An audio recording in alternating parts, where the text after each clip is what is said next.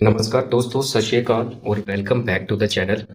आज का वीडियो बहुत इंपॉर्टेंट है, स्पेशली एमईओ और ईटीओ कैंडिडेट्स के लिए, बिकॉज डीजीएमए ने प्रिपरेटरी कोर्स को लेके एक इंपॉर्टेंट सर्कुलर इशू किया है। सर्कुलर नंबर 49 ऑफ 2026, ये 15 अगस्त 2026 को आया था, जिसमें एमईओ क्लास 4 और ईटीओ के लिए new mandatory preparatory course introduce किए गए हैं और एमईओ क्लास 2 और क्लास 1 के सिलेबस और ड्यूरेशन में भी चेंजेस किए गए हैं।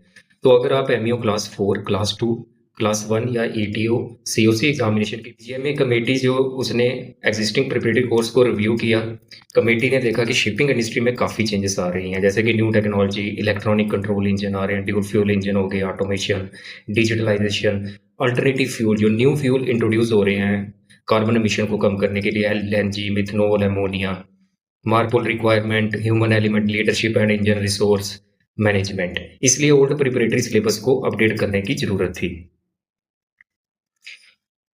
एमईओ क्लास 4 सबसे important change, 1 month mandatory preparatory course introduce किया गया है। ये कोर्स 1 जनवरी 2027 से मैंडेटरी होगा।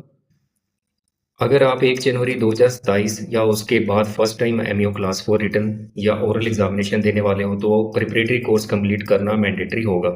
सिंपल लैंग्वेज में, कोर्स कंप्लीट किए बिना एग्जामिनेशन के लिए एलिजिबल नहीं होंगे।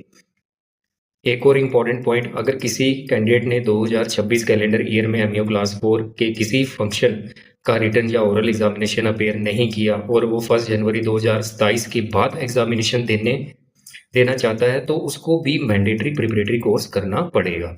ई लर्निंग में जो है वो मॉड्यूल जो उसका मैंडेटरी नहीं है, कैंडिडेट्स को एनकरेज करता है कि ई लर्निंग यूज़ करें, स्पेशली ऑन बोर्ड रहते हुए अपनी नॉलेज रिवाइज करने के लिए। एमईओ क्लास 2 प्रिपरेटरी कोर्स का ड्यूरेशन जो पहले था 4 मंथ्स का था, और रिवाइज सर्कुलर के अकॉर्डिंग 1 जनवरी 2027 से कोर्स ड्यूरेशन 4 मंथ से रिड्यूस करके 3 मंथ हो जाएगा। लेकिन एक इम्पॉर्टेंट यहाँ पे जो है, अगर आप 1 जनवरी 2027 से पहले एमईओ क्लास 2 प्रिपरेटरी कोर्स में एडमिशन ले चुके हो तो आपका 4 months course plus existing syllabus ही रहेगा। लेकिन जो बैचेस 1 जनवरी 2027 से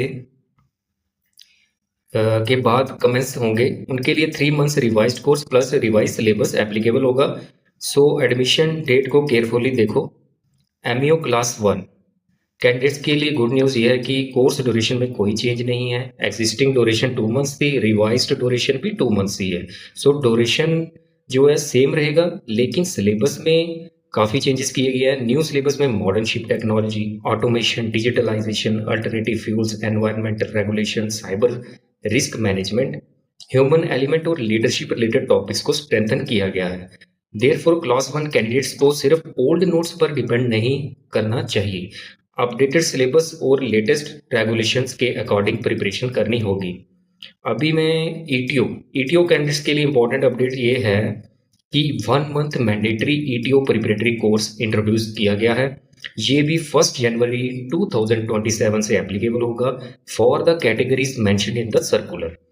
मतलब ईटीओ कैंडिडेट्स को भी स्ट्रक्चर्ड प्रिपरेटरी ट्रेनिंग कंप्लीट करनी होगी before appearing for the COC examination. DGMA ने जितने भी अप्रूव्ड ट्रेनिंग इंस्टीट्यूट है जो ये कोर्स अटेंड करेंगे, उनको अप्रूवल प्रोसेस कंप्लीट करने के लिए 1 नवंबर 2026 से ट्रेनिंग कमेंस करने के अरेंजमेंट कंप्लीट करने हैं। इसका पर्पस ये है कि कैंडिडेट 1 जनवरी 2027 मैंडेटरी रिक्वायरमेंट के लिए ऑलरेडी प्रिपेयर रहें।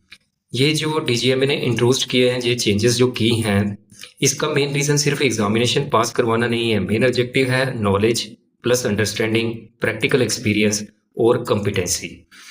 आज के मॉडर्न शिप्स में सिर्फ ओल्ड कन्वेंशनल मशीनरी का नॉलेज एनफ नहीं है, आपको electronic, controlled engine, automation, alternative fuels, emission regulation, digitalization की नॉलेज होना बहुत ज़रूरी है।